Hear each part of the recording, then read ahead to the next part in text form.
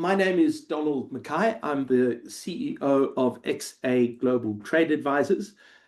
Joining me for this brief presentation this morning is Wongani Nsiska, who is a trade analyst with XA.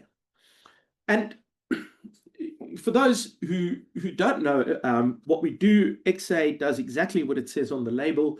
We advise companies on trade related issues. And we do this for companies in South Africa, but quite a few around the world as well.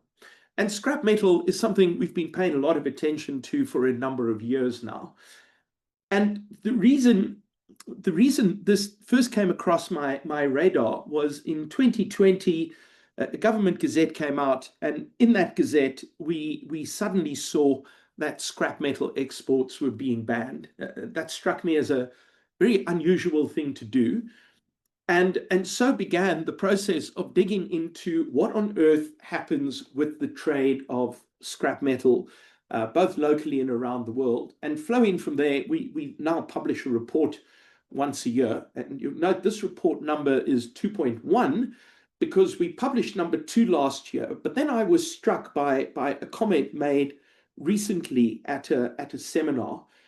And the speaker in that seminar spoke of the fact that the scrap metal policies are generally generating a good outcome. We're completely overemphasizing the impact that these policies have on the waste pickers. And the waste pickers are those guys you would see with the big trolleys that are collecting metal and other bits and pieces to go sell to recyclers. And the reason given for it having a nominal effect on them was that these waste pickers predominantly are not selling the kind of metal that is consumed by the mini mills. And so the mini mills you should think of as the companies that buy up scrap steel and then melt it down and turn it into a useful steel product for the most part. And so you can think of it on things like rebar, for example. And so they have a very important role to play in the steel value chain. But the comment that we could force down the price artificially of scrap, and we're going to focus in this particular presentation on steel because that's where the comment came from. The idea that you could reduce the price of scrap and that these people would largely be unaffected, I thought needed to be addressed.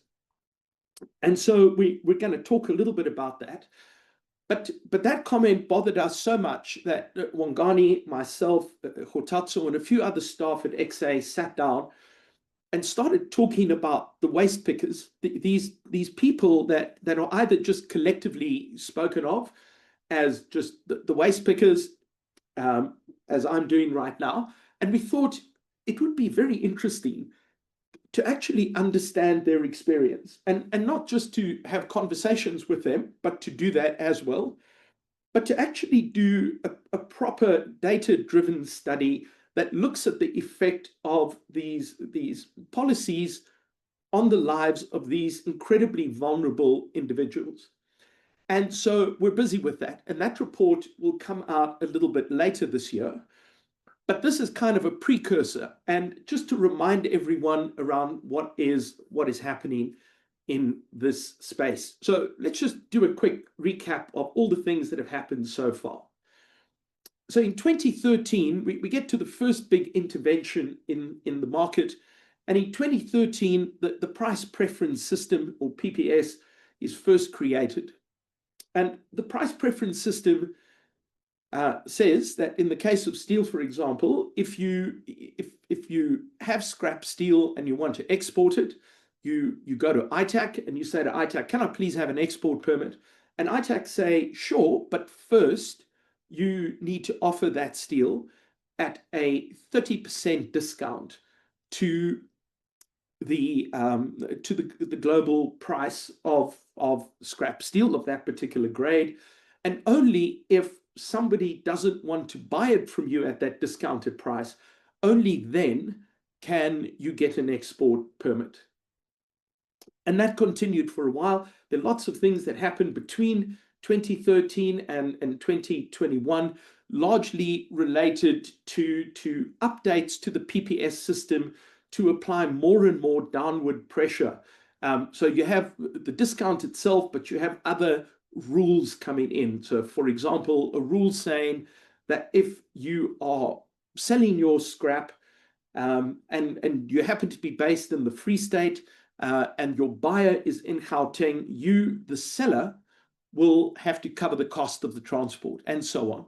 So we have these rules. And then in 2021, we have, in addition to the PPS, we then have an export tax. And so in my scenario, you then say, I buy the product from a waste picker or a manufacturer. I want to export it. I can't.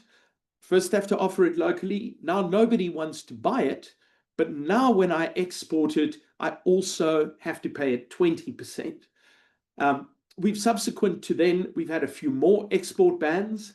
And then importantly, in 2024, the government says, I think quite rightly, hey, maybe it's time for us to just relook at the PPS guidelines overall. And we're still waiting for the outcome of that review. And then in 2025, the question is understandably asked, is that 30% really the appropriate number? Now, you would have seen in the newspapers the panic that occurred when ArcelorMittal announced that they were going to close down their Newcastle operation.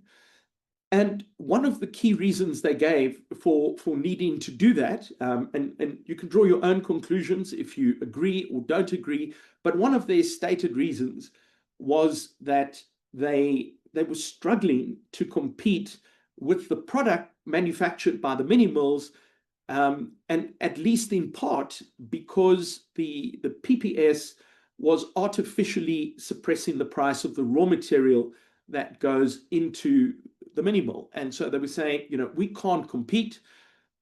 We struggle to compete with China, even with tariffs. You can't even tariff a mini mill.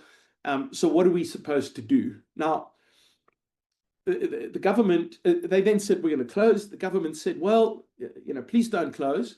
We'll give you some money to keep operating. And that period has now come to an end. And Mittal have very publicly stated, look, we're back in the same position. Thank you for the money, which we probably can't repay to you, because you still haven't fixed the issues that we raised. And one of those issues is we're still stuck with this PPS challenge. And so we'll have to see how that unfolds. But that is a part of what brings us to this position. And so as we started our review of the waste pickers, we also thought we needed to start talking to the recyclers. So the companies here who are collecting or buying the scrap and baling it or cutting it up or doing whatever they need to do and sorting it, etc., before they can make their sale to, for example, a mini mill or a foundry or whatever the case might be. And so we started with that, and these surveys we've had very good responses on to date. Responses are still coming in, but perhaps the single cause that was identified by 95% of the respondents consistently was that the biggest risk that their scrapyards face is policy changes, the policy uncertainty, if you like, around the PPS rules or the export rules or the insert whatever other policy positions government takes in order to keep that price artificially low. And this is interesting because included in this list are things that I would have expected to be much more common across everyone. For example, the risk of theft at your premises and so on. But the item that pops up most frequently is this kind of policy uncertainty, if you like.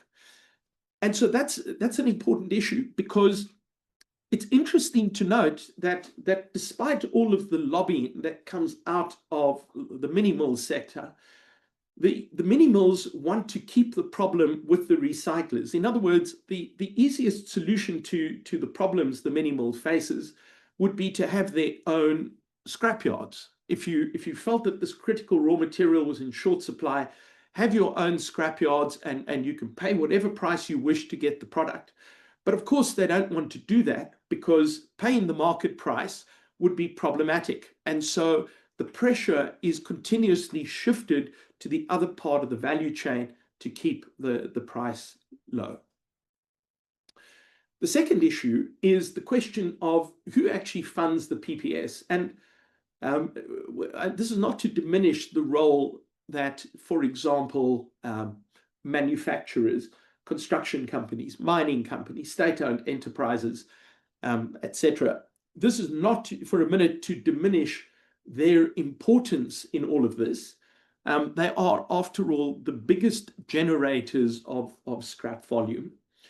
But the waste pickers are the most affected by the price of the scrap. So let's kind of perhaps explain why the statement that sort of triggered me, as the youngsters say, the statement that triggered me and got this whole process started is this one over here.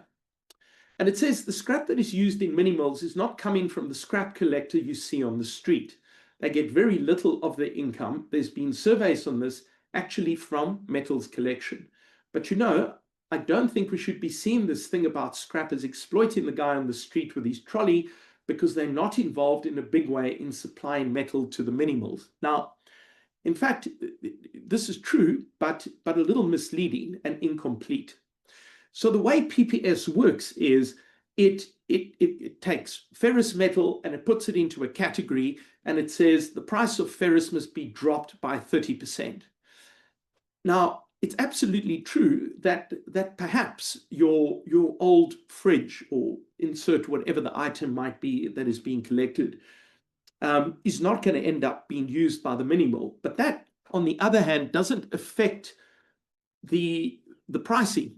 No one is basing the discount on who the buyer of the product is going to be. So if the 30% PPS discount forces down the price of ferrous scrap, then it simply forces down that price for everybody, irrespective of where that scrap ends up.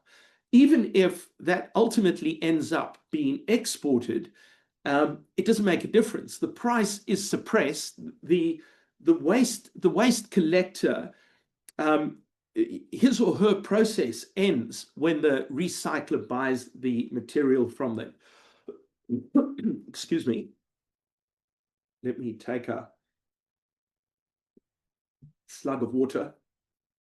Now, if we take a big company, for example, Nampak publishes every year what the value of their scrap recoveries are in a given year. And it is not unusual for Nampak to recover around 100 million rand less per year because of PPS. That's in a big company, though. And so that 100 million is a big number, but it's a big number in a large company. You would have similar situations with the car producers, etc. The difference is a waste picker the discounts on PPS could see a waste picker see their income drop fairly dramatically. So if you're earning 5,000 Rand a month and it goes to 4,000 Rand a month, that is a very, very big deal indeed. And as the surveys have started, so we're doing phone calls, conversations with the waste pickers, the answer is quite right. If you simply took the volume, the bulk of the volume is typically not collected in the form of metal. So plastic, paper, glass, etc. would make up the bulk of the volume. But the bulk of the value tends to come out of metal. It is simply incomparable to look at the recovery you would get on plastic, for example, compared to the recovery you would get on a piece of steel. So even though, quite rightly, that the volume that they move is predominantly not metal. The metal is where the money is actually earned. And again, later when we publish our updated report on this, we'll make those data sets available for analysis so other people can take a look at it as well. But there's been another development. So for those who have read our previous report, we dived into a lot of detail with what is distorting the supply and demand in the scrap metal market. And so we have not only PPS of 30% and the export duties, but we also have the IDC providing lots and lots of friendly finance to the mini mills. Our last count took us to 14 billion, which is quite a lot of money. I think you would agree. And so what is happening is you have increased amounts of mini mills popping up. By the way, you also have increased amounts of money of the IDCs being written off. But you have all of these extra mini mills. They keep arising, always a new one. So the demand for the scrap metal keeps rising. But the supply is artificially suppressed by keeping the price down. And so you're always going to have this disconnect. What's also happening is we're in a world where the whole world is awash with too much steel. So we're in a market. I mean, this is well acknowledged by the steel industry and government that we have too much steel in the global in the market in South Africa and the globe. This is suppressing the prices in a market where you've already got too much supply. What you don't want to do is just keep incentivizing more and more supply, which just puts the prices down even further. And remember, this demand for scrap and the excess supply is an artificial phenomenon created by all of this money that's kind of inflating the scrap metal bubble. And so one of the effects of this is very interesting. If we look at this chart, here we see, we're looking here at the export volumes of steel billet. So steel billet, just to be clear, it's a perfectly legitimate product, but it is a very basic product. And the steel billet is largely created by taking the scrap metal, melting it down, and exporting it as a block. Now, instead, if you think about the effect of this, this is not a usable product in the format that it is traded. In other words, you can't, this is not a piece of rebar or a fastener or some such thing. So what is happening is you get your scrap metal at a discount, you melt it, you send the billet out, and you don't pay the export duty. And so what we've done is we've incentivized and have created an arbitrage. And that is the last thing you want to do with your industrial policy. I don't for a minute think this is deliberate, but it is certainly a measurable side effect. And so what we mean here is that what you're incentivizing is not the creation of jobs. The mini mills are particularly they're particularly capital intensive rather than labor intensive. You're in a market where we have too much steel, so there isn't space to keep producing more and selling locally. And so what you're effectively doing is you're taking that PPS discount and you're exporting it in the form of cheap steel to a foreign buyer. And we've done some quick calculations here. So if we have a look, for example, at those 400,000 tons of billets that were exported, the value of that arbitrage is approximately 780 million rand. And so, well, what does that mean? It means that we've ended up rewarding the companies that are doing these exports with 779 million rand. Where has that money come from? We've taken that money from manufacturers who are distressed. We've taken it out of the mining industry, the construction industry, and we've sent it by way of these companies to foreign buyers, and they've effectively pocketed 779 million in that process. And so we can see that PPS has certainly had the effect of dropping the volumes of the scrap metal. This is the volumes of scrap being exported. But like we've pointed out on the previous chart, while the volume has gone down on the scrap, the volume has gone up on the billet. And so what has now happened is we've created a whole sector which is completely dependent for their survival on the ongoing shift of value from one part of the value chain to the other. If you turn that off, if you no longer have the ability to move that value, then this sector disappears.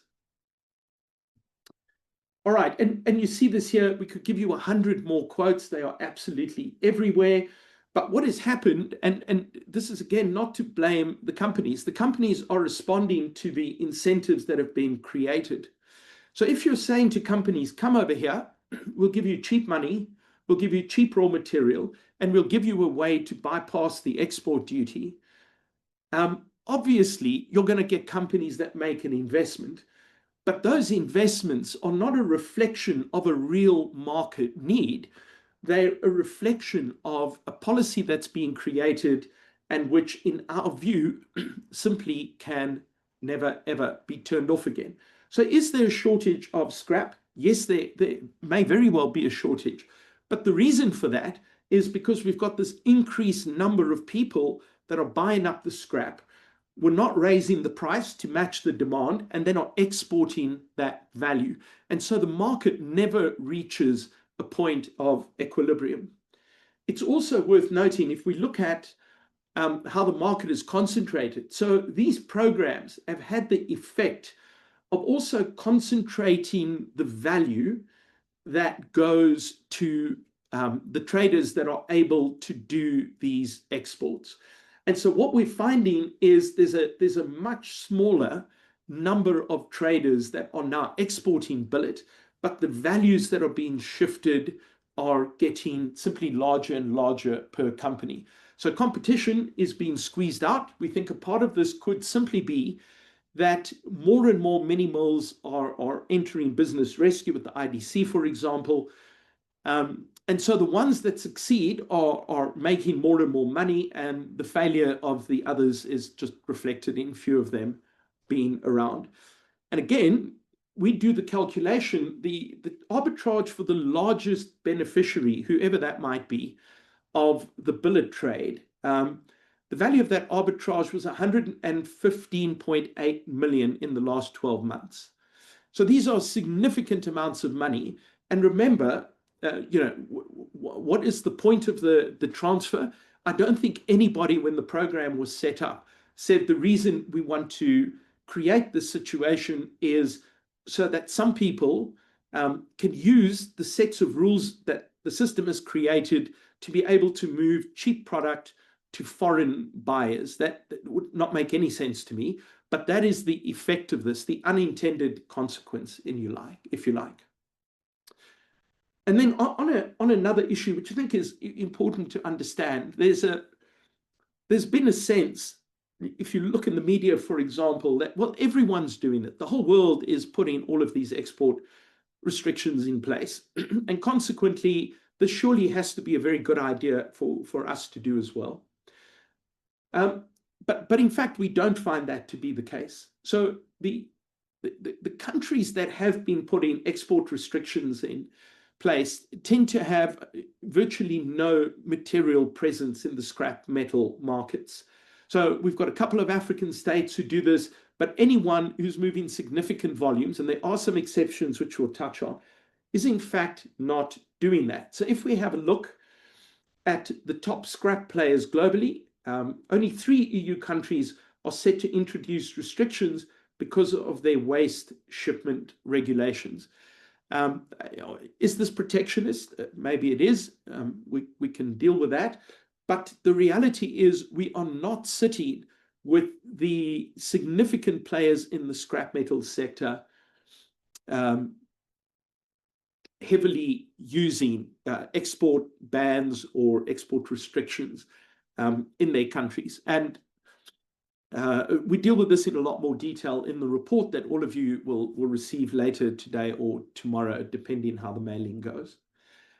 And then, a couple of final thoughts. I mean, I suppose, and we're guilty of this too, in the policy space, it is so easy to focus on the very big companies and kind of get their sense of things.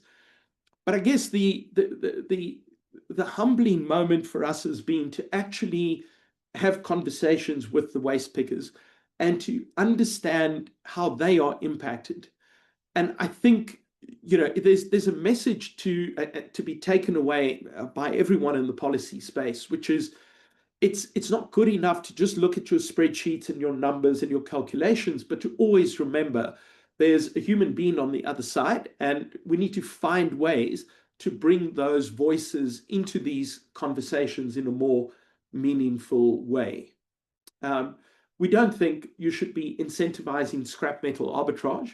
We look forward to ITAC's report on PPS, which I'm sure will be coming out shortly, and then we'll see what they have found. I certainly don't want to preempt that.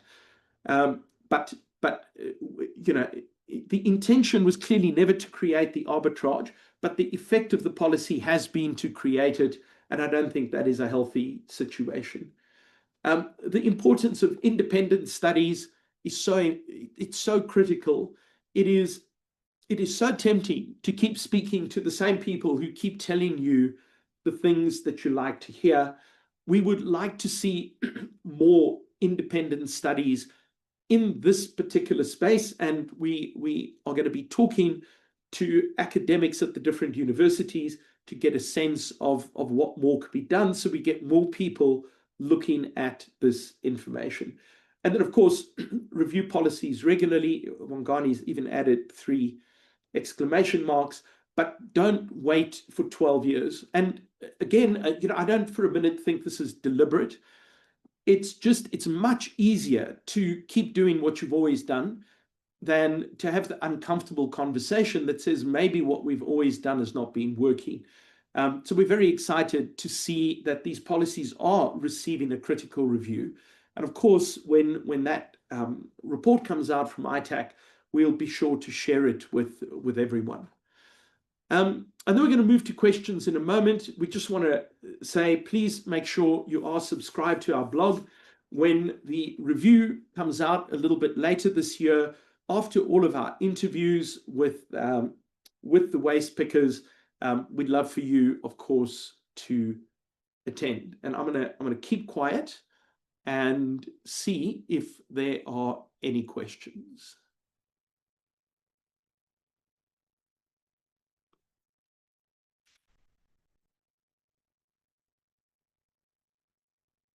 Look, it's rough when not even one person raises their hand, but all right. It is what it is. Does anyone have any questions or observations? Otherwise, we can... here's Q&A. Yeah, there you go. And 2 hands are raised. Okay. So Sydney, everyone will receive, at latest by tomorrow, everyone will receive a copy of the presentation as well as the report. Can you just tell me who I need to be talking to? Chandru. Morning, Donald. Hey, hi. How are you? Good, and you? Good. Thanks for a great presentation. 2 questions, if I may. In your opinion, is it an easy fix to recalibrate this arbitrage? And number 2, the burning issue of our day, how do the American tariffs potentially impact on that fix? Thank you. Yeah, okay. So the answer to fixing the arbitrage is it's theoretically easy, but probably practically quite difficult. The reason the arbitrage is there, in my view, is there's too much money entering a sector that has no natural demand for the product. And so the easiest way to do this would be for the IDC to just stop funding new ventures in the space. I'm not saying they must pull their funding from existing investments or anything, but you have to stop putting more money into the space when there's no demand. I think that's a very big factor fueling this. I do think we're at a point where the PPS discount is too big, and I think if that were to drop, that too would make a difference. I'm not saying get rid of it, but just lowering that would make a difference. Reverting back to the position that we were supposed to be in, where you would have an export duty instead of PPS. So if we did what was promised, which was to replace PPS with an export duty, I think all of those things would just lessen the amount of heat in the space, and I think that would make a difference. I think this also has to be done over time. The worst thing to do is to just introduce another massive shock and just pull everything. But I think in a predictable way, there's got to be clear communication that the kind of money tree is not going to be yielding as much fruit as before. And then to your second question, I don't know for sure, because no one entirely knows what will trigger President Trump. But the US is not a material buyer of our scrap metal. So my instinct is I don't think we would see the sector impacted. But Chandra, you've given me something to think about. I need to ponder that a bit deeper. Could I just add, if you don't mind? Of course. Is obviously possible tariffs on the imports of steel and steel products from countries that might be buyers of scrap, then affecting the overall demand for scrap from countries like South Africa. So it could be an indirect impact as opposed to a direct. Yeah, I mean that's a valid point. If you artificially lower the cost of a raw material that you're exporting, which is effectively what we're doing here, what you're going to encourage is the beneficiation of that product abroad. And so the steel billet, let's just say it goes to India, will be turned into something. And in fact, that something might come back into the South African market artificially cheap because the main raw material has entered that country at a large discount. There are only trade-offs. I mean, I think that's probably the most important takeaway. You can never create a policy that only has upside. You've always got to ask who's going to pay for it. What are as far as possible, try to model those consequences. So yeah, absolutely. Mark, fine. Morning, Donald. Morning. I'd just like to ask why you would maybe not advocate, but encourage or suggest that the policies should be diminished, but not done away with. We've had 12 years of an absolute catastrophe in the South African economy, and the scrap metal sector is a reflection of that. Why not just do away with all of these scrap metal interventions? Let me take that rebuke on the nose, justifiably. Mark, my personal view is I'd love to get rid of all of this, but I'm not sure politically that's feasible. So let me rephrase this. I don't think these are yielding a good outcome for the country as a whole, and particularly for the poorest and most vulnerable people. I would like to see them gone, but if they are not going to go, then at least we should bring them down to something that is a little less predatory than what we have at the moment. But point taken, Mark. All right, thank you.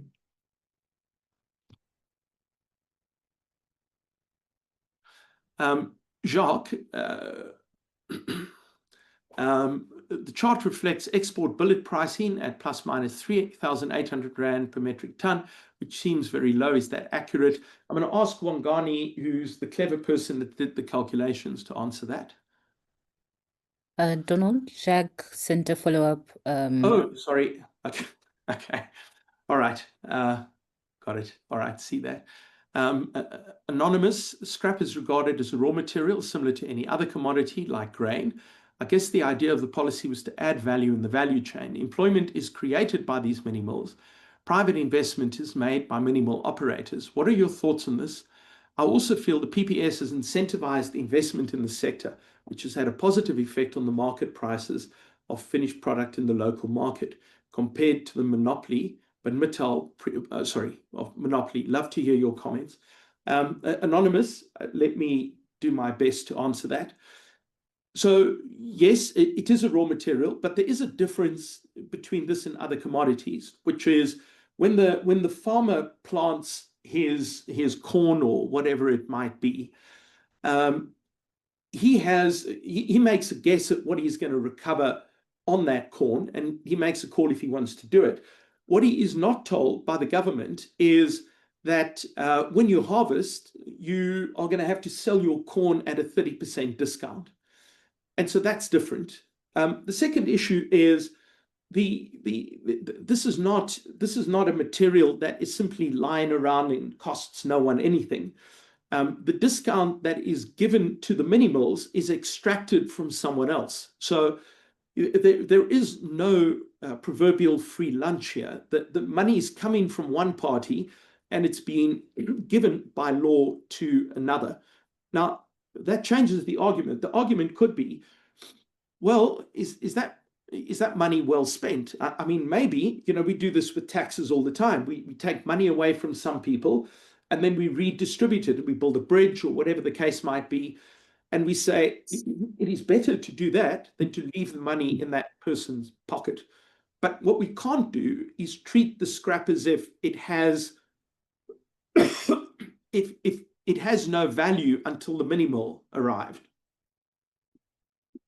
So absolutely, employment is being created, and that is obviously simply a good thing. I have no argument with that, but we must also understand that the amount of employment created versus the amount of capital that goes into a mini mill is very small. Now, that doesn't mean those jobs are not important. I mean, absolutely they are. But at the same time, we're taking jobs away from someone else upstream who has less capital. We didn't put detail in on the Nampak situation, but if you go back and look at our prior reports, and for any of you who want it, please just send us a message and we'll send you the full pack if you like. But when we had a look at the Nampak numbers, which they publish, there was at one stage they were in really deep trouble, running huge losses, but you're also transferring over 100 million rand a year to another sector while your own business is precarious. So the question is not whether it's good to create the jobs in the mini mills, but how many other jobs are being taken away? And then do we want to create the jobs in the mini mills by, in part at least, taking money from the waste pickers? So the waste pickers are not being counted as employed people, but that doesn't for a minute diminish the importance of the income that they earn. So it's the money's coming from somewhere, I guess. It is good to see investment in the sector. The question for me is, if the investment in the sector is contingent on money being transferred every single year, if you turn the money tap off, the investment stops, then that's not real investment. I'm very much in favor of government incentivizing investment, but the incentive can't run in perpetuity. At some point it has to cut off, and that is not going to ever happen here. So there doesn't appear to ever be a moment where we can have a thriving mini mill sector without the downward pressure on raw material prices and the cheap money. Now, of course, it's good to have the cheap product in the market, and I'm very much in favor of that. I'm not in favor of monopolies. I think Mittal has done some things in the past that were less than acceptable, and the Competition Commission has dealt with them. But we must again separate the question here. Do we want to remove a monopolist from the market by creating an artificial set of competitors, or do we want them to compete, and if they fail, they fail, but we're engineering their failure? And I guess that's what I take issue with. So I'm not for a minute suggesting that Mittal should have free rein. I'm no fan of all of the tariffs that they've been putting in place. But at the same time, do we want to say that because you're a monopoly, what we're going to do is set up all of these competitors, which will put your business at risk. And then when the failure is about to happen, to say to them, here's 2 billion rand, please keep your factory open for a few months. This feels to me like the worst imaginable outcome. And I'm not sure, Anonymous, if this is the same Anonymous that's asked the second question. What is the value of the subsidy the mini mills receive through scrap discounts? So the calculations vary. On the more conservative side is the calculation done by Econometrics. They value it at 6.5 billion rand a year. Our calculation is a little higher than that, taking it to about 8.5. So I would say somewhere between probably 6 and 9 billion rand a year is the value of the subsidy. And that's every year, to be clear, not sort of the aggregate of PPS since it's been around. I've got a hand up, Jacques. Hi, good morning, Donald. Can you hear me? I can hear you clearly, Jacques. Perfect. Thank you very much. It was very informative. So just to paint the picture, I'm not involved in the industry. I'm involved in community safety. So everything that I look at and the questions I'll be asking will be through that lens, if you can just bear with me. Sure. So I'm the chief spokesperson for community safety at Upper Forum. We have 177 neighborhood and farmwide structures across the country. And we obviously encounter a lot of cable theft, copper theft, metal theft, and we have a lot of challenges with the so-called waste pickers. Now, a lot has been said about the job creation for these guys, and obviously I agree that is exceptionally important to do that. One of our challenges, though, is that in my personal experience and in our safety structures experience, the vast majority of these waste pickers are illegal foreign nationals. So my question to you is, who are the jobs being created for? And do you guys perhaps have any stats or access to stats on those numbers in regards to how many South Africans who are legally in the country and operating legally are actually benefiting from that type of industry? Thank you very much. Okay, Jacques, those are good questions. Part of what we're doing with the study, which we've just commenced with, is in the way that we're sampling, to also try to understand where the waste pickers come from. We're trying to get a geographic distribution across the country. In other words, do you have more foreigners in Limpopo or do you have more in Cape Town, that kind of thing. So I don't have the answer immediately. I'm not aware of anyone who does have that answer, but we will, we're going to do our best to come up with an answer. Then to the question of the theft of infrastructure, I mean, this is very obviously an incredibly serious problem. What I do know for sure, Jacques, is, for example, Transnet used to publish theft data every single day of how much copper cable was stolen. This is the only source of data we had access to. We could find no correlation at all between the imposition of PPS export duties or export bans on the theft numbers. So the theft numbers seem to happen however they happen. They didn't seem to be affected by the rules one way or the other. What happened, though, when we published that is Transnet immediately stopped putting the data on their website. So our report came out, and then they just stopped publishing the data. And since then, we've been unable to get hold of the data. So that obviously didn't work. The challenge we've got is we can't get hard data from anywhere. The police don't publish data in enough detail, or if they do, we don't know about it. We'd love to have more, but all I can say, Jacques, and I'd be very happy to send you the work we've done to date, is we could find no correlation between theft of infrastructure and these rules that were put in place. Having said that, we're not experts on crime, criminology, or any of those things. So that's not the space we understand. But we've got a team of very good economists who can do the analytical work. But beyond that, I don't think I can do much to help you.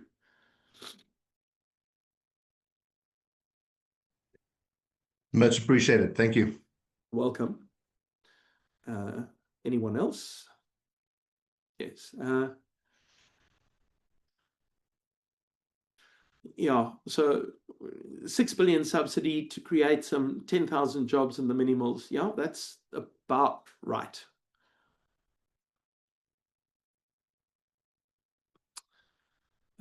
Anyone else?